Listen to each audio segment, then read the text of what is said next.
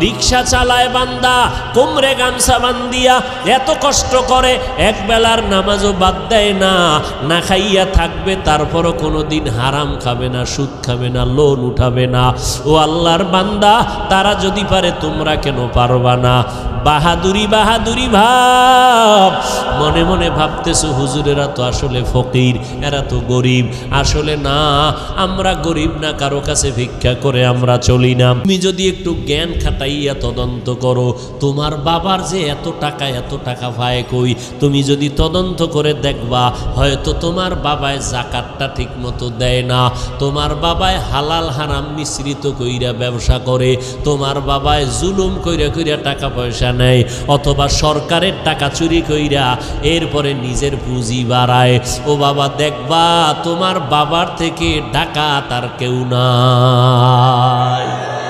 হুজুরেরা চোর না, ডাকাত না, বরং তুমি খোঁজ নিয়ে দেখো হালাল ভাবে ব্যবসা কয়জনে করে, হালাল ভাবে চাকরি করিয়া কে কয়তলা বিল্ডিং করেছে, একটু নজর করে দেখো।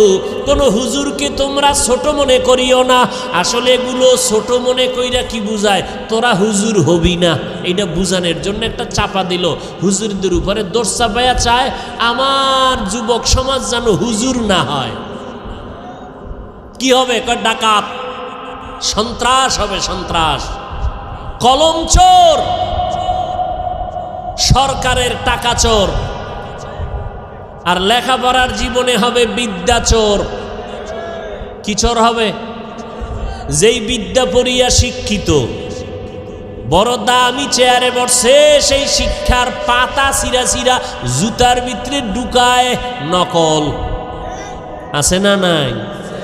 বিদ্যার সাথে এখনই যদি বেয়াদবি হয়, এই সন্তানের দ্বারা আদর্শ সমাজ গঠন হবে না। ও আল্লাহর বান্দারা, যদি বাহাদুরি বাহাদুরি ভাব দিয়া হুজুরদের বিদ্যানগুলি দেখাইয়া বলো টুপি পরব না, দাড়ি রাখবো না, নামাজ পড়ব না, দেখি কে কি করে, আল্লাহ কয় নবী জানায়া দেন, ওরে করব কি হুজুরে করবে না, আমি আল্লাহই করব।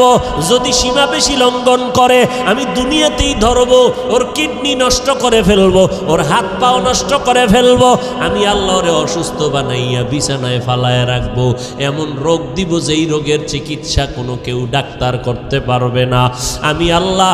এরপরে স্থায়ী ধরাটা দেব মরার পর। কেমন? ওই কবরে যেদিন সাদা কাপনের প্যাকেট হইয়া যাবি রে বান্দা, কে পীর সাহেব, কে মুরিদ, কে বাবা, কে সন্তান, কে ডাক্তার, কে রোগী, ভেদাভেদ নাই। ওই কবরে যদি বান্দা যাওয়ার পর ডানে বামে উপরে নিচে সামনে পেছনে মাটি আর মাটি, অন্ধকার, পাড়াইয়া পাড়াইয়া মাটি দিল, মাথার মুষ্টি পায়ের মুষ্টি খোলা, দুইজন ফেরেশতা কবরে আসবে তিনটা প্রশ্ন করার জন্য। রবের পরিচয় দাও, ধর্মের পরিচয় দাও, রাহমাতুল লিল আলামিনের পরিচয় দাও। ওরে দুনিয়াতে যারা বিদ্যাঙ্গুলি দেখাইছো আর বাহাদুরি করে বলছো আমরা টুপি পরব না, নামাজ পড়ব না, ওলামায়ে কেরামের কথা মানব না, বরং বিরোধিতা করব, নবীর তরিকায় চলব না, আল্লাহর হুকুম মতে কোরআন পড়ব না, নবীর আদর্শের সুন্নতের জবাই করব, এরা এই অবস্থায় যদি কবরে যাও, ওই তিনটা প্রশ্নের জবাব দিতে কেউ পারবে না। নবী বলেন তাৎক্ষণিকভাবে আমার আল্লাহ রাগান্বিত হইয়া ফেরেশতাকে বলবে, ও কবরের ফেরেশতা, এই নাফরমানের আর সুযোগ দিও না, এখনই কবরে জাহান্নামের বিছানাটা বিছাইয়া দাও, জাহান্নামের সাথে একটা রাস্তা বানাইয়া দাও। কবরে জাহান্নামের আগুন একটা না, দুইটা না, 70 থেকে 99টার সাপ কবর এসে ভরে যাবে। আমার আল্লাহ রাগান্বিত হইয়া কুদরতের আওয়াজ দিয়া বলবেন, ও কবরের মাটি, এই গুনাহগার নাফরমানের দুই পার্শ্ব থেকে জোরে জোরে চাপ দাও। এত জোরে কবরের মাটি দুই পার্শ্ব থেকে চাপ দিবে। নবী বলেন এক পার্শ্বের পাজরের হাড় আর এক পার্শ্বে পাজরের ভেতরে ঢুকে যাবে। ও আল্লাহর বান্দা, এইরকম আযাব একদিন আর দুদিন না, কিয়ামতের সিংহায় ফুৎকার দেওয়া পর্যন্ত কবরে হতে থাকবে। ওই কবরের আযাব এত ভয়ঙ্কর, এত মারাত্মক, জান্নাতি সাহাবী 10 জনের মধ্যে একজন হযরত ওসমান রাদিয়াল্লাহু তাআলা আনহু কবরের কিনারা দিয়ে গেলেই হাউ মাউ করে চিল্লাইয়া কান্না করতেন। জান্নাতি সাহাবী ওসমান কবরের কিনারা দিয়া গেলে কান্দেন কেন?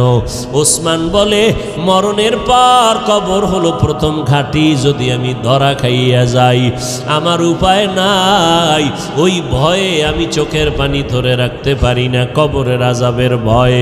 আল্লাহর নবী বলেন, কবরের আযাব এতটা ভয়ঙ্কর সমস্ত মাখলুকতেরা দেখতে পায়, শুনতে পায়, আর মানুষ আর জিনেরা শুনবে না, দেখবে না।